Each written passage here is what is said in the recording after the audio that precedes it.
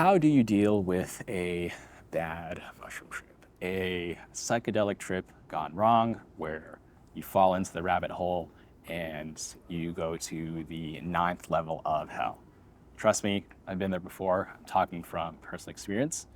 And I feel like this is a topic that doesn't really get a whole lot of attention, which is why I feel the urge or the desire to make this video, right? So this video is for more psychedelically minded folks, right? If you've ever done plant medicine or any other psychedelic, uh, there's a pretty good chance that you've either heard of somebody or have experienced yourself, going through a bad trip. Okay, and basically, what a bad trip is, um,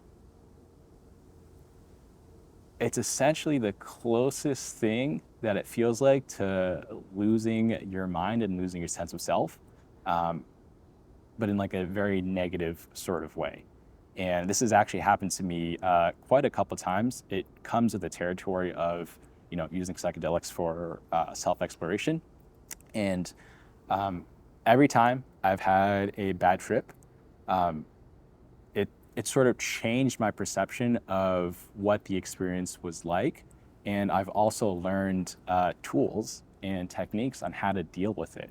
So I would say the biggest sort of lesson that I've learned, and this was a mistake that I made early on in my psychedelic journeys, was fighting it.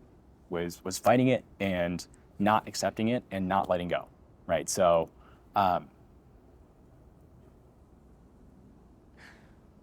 it's like you're going into this negative headspace, right? And then things start to morph, right? It feels like if you had a fear, that fear was multiplied by a factor of 1,000, right? And the more that you don't want to think about it, the more that you go away, the stronger and more visceral that fear becomes, right? And um, I realized where this started coming from. But before I get into that, here's the simplest way to get out of that space is to just surrender to it, right? Just surrender to the experience, knowing that you're going to be okay, and just fully letting go and letting the journey just kind of take its course. No, don't judge it, right? Don't buy into the fear, but don't try to, push it away either. Just really feel it and really experience it. This is really the only way that, you know, the experience will lessen and you'll get out of that challenging lesson or the challenging experience.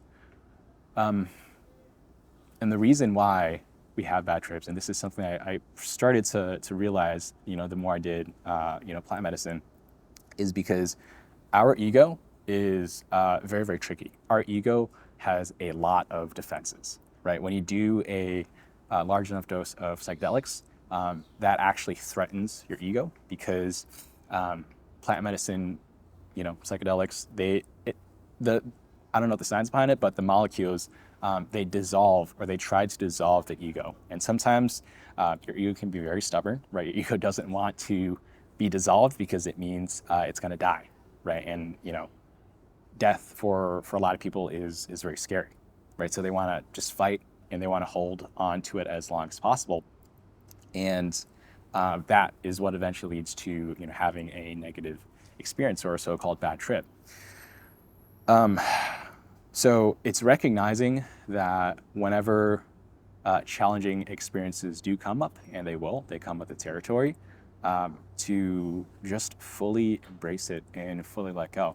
And once you actually get really, really good at this, you can actually start leaning into the challenging experience, right? Instead of shying away, you lean into it with a curiosity of, okay, this is what I'm experiencing, this is what I'm seeing, this is what I'm sensing, this is what I'm feeling.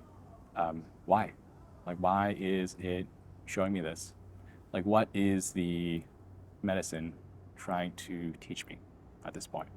And if you're able to go into that with a level of just open curiosity, I would say 9 times out of 10, you know, the trip kind of turns around and it goes into a more positive direction.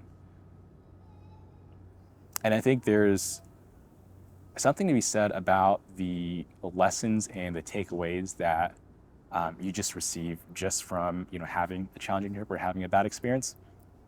I would say in my own personal journey, the worst trips that I've had are the ones that I've learned the most from.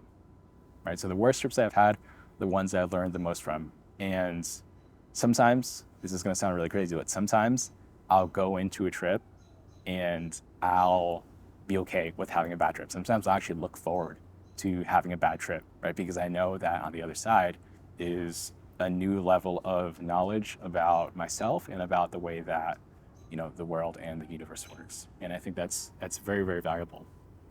Okay, so I've been thinking about this, but I think I want to share this story. I'm going to tell you the story about one of the worst magic mushroom trips that I've ever had. And I was a fool, so don't do this, but I definitely took more than I needed to take. And at the same time, I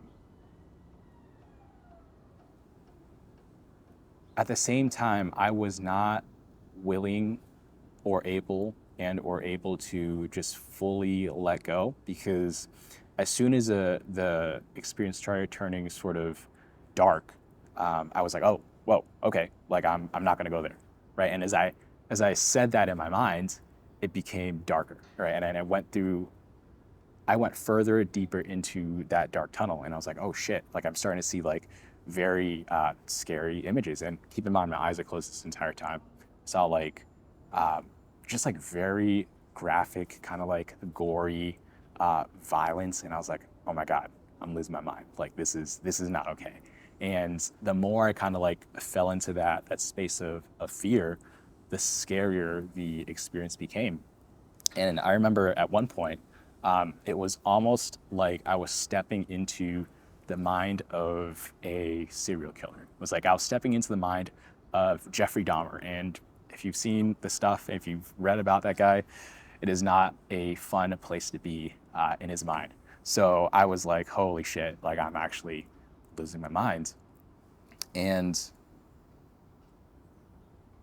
yeah, there was just no escaping it, right? And the reason that I fell into such a deep hole was because I was trying to fight the experience the entire way through. So I was doing literally the opposite of what you're supposed to do. And what I'm telling you to do is don't fight it, just go with the rolls, right? Go with the punches.